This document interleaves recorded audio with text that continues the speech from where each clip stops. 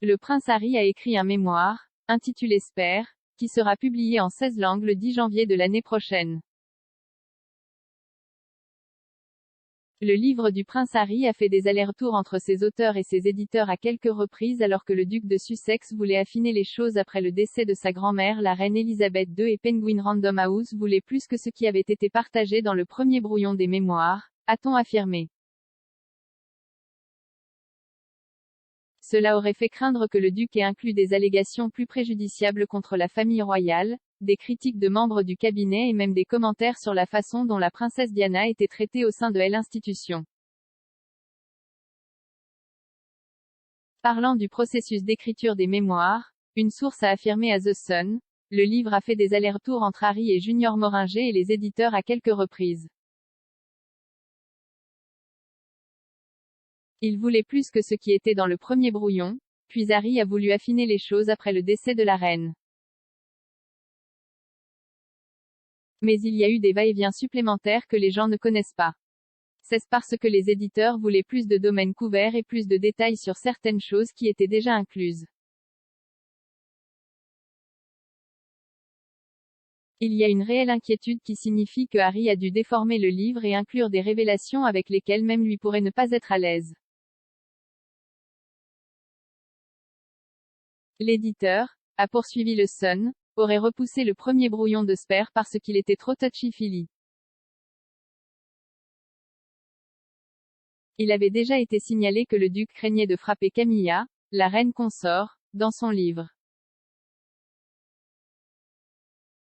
Ni le prince Harry ni Penguin Random House n'ont confirmé les informations selon lesquelles le livre aurait été écrit avec l'aide du nègre primé Junior Moringer, qui a notamment écrit les mémoires à succès du champion de tennis André Agassi. Le duc et la maison des éditions sont également restés discrets sur la taille de l'accord, malgré les informations selon lesquelles Harry aurait reçu un acompte voisin de 17,2 millions de livres sterling. Une source éditoriale a affirmé qu'il était entendu que Harry avait reçu un deuxième versement à la livraison d'un manuscrit acceptable. Express.co.uk a contacté des représentants du duc de Sussex et de Penguin Random House pour commentaires. Quelle que soit la taille du contrat de livre, le duc s'est engagé à faire profiter des œuvres caritatives britanniques du produit de ses mémoires.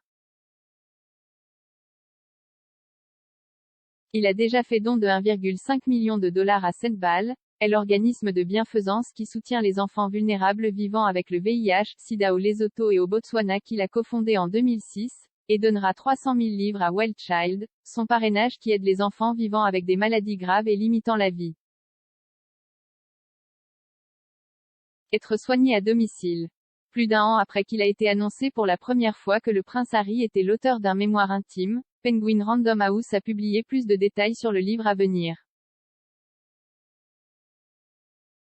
À paraître le 10 janvier 2023, Spare a été décrit comme une publication historique pleine de perspicacité, de révélations, d'auto-examen et de sagesse durement acquise sur le pouvoir éternel de l'amour sur le chagrin. Le livre, qui, selon l'éditeur, présente une honnêteté brute et sans faille, comprendra comment la mort de la princesse Diana a affecté son deuxième fils. Une description publiée jeudi disait, c'était l'une des images les plus poignantes du XXe siècle, deux jeunes garçons, deux princes, marchant derrière le cercueil de leur mère alors que le monde regardait avec tristesse et horreur. Alors que Diana, princesse de Galles, a été inhumée, des milliards de personnes se sont demandé ce que les princes devaient penser et ressentir, et comment leur vie allait se dérouler à partir de ce moment-là. Pour Harry, c'est enfin cette histoire.